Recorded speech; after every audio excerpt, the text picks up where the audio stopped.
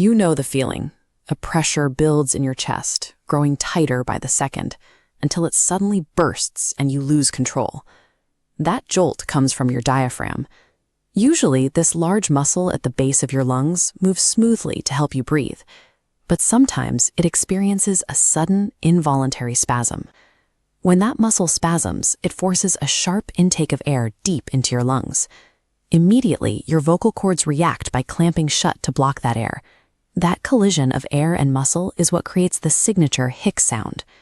This experience shows how our breathing system can occasionally run a command without our permission. It is a brief moment where our conscious will is ignored by our own biology. Because hiccups are so annoying, we often try to find a reason for them. We blame them on spicy food, or we assume they happen because we're feeling nervous or excited.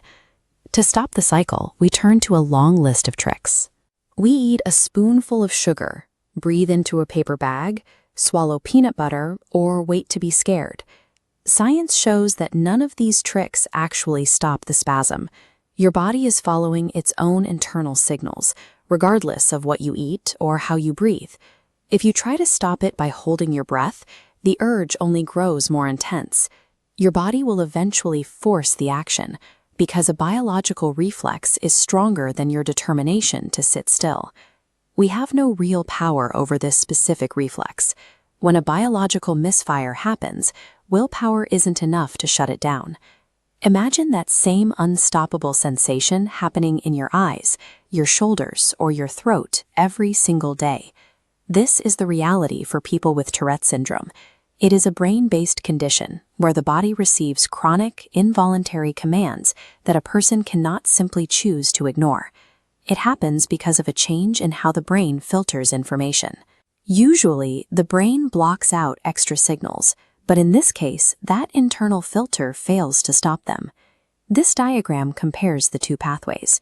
In a typical brain, a signal hits a barrier and stops, but with Tourette's, that barrier is porous and the signal slips right through.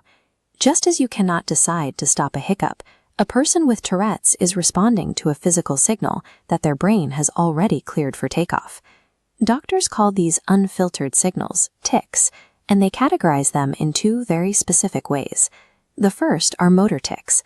These are physical movements, like blinking your eyes, shrugging, or sudden jerks of the limbs. The second are phonic tics. These are sounds, ranging from simple throat clearing and sniffing to the repetition of full words. For a medical diagnosis, a patient must meet specific requirements. This checklist shows they must have multiple movements and at least one sound-based tic. These symptoms must appear before a person turns 18 and continue for an entire year. This is a specific brain-based condition that begins in childhood and follows a set of clear medical requirements.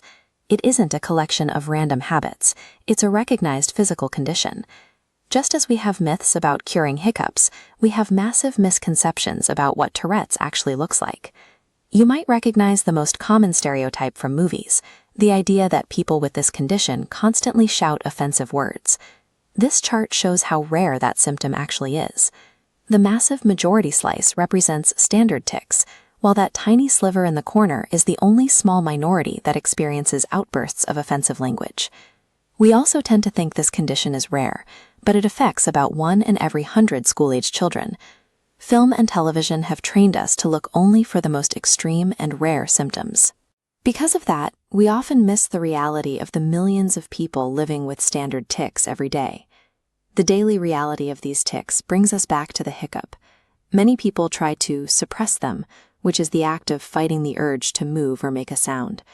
Imagine trying to hold back a hiccup for 6 hours in class or at work. Actively resisting those signals is mentally and physically exhausting. Eventually, there is a rebound. Once the person is in a safe space and finally relaxes, the tics they were holding back are released with much more intensity. From a passing hiccup to a lifelong tic, our bodies are built on complex circuits.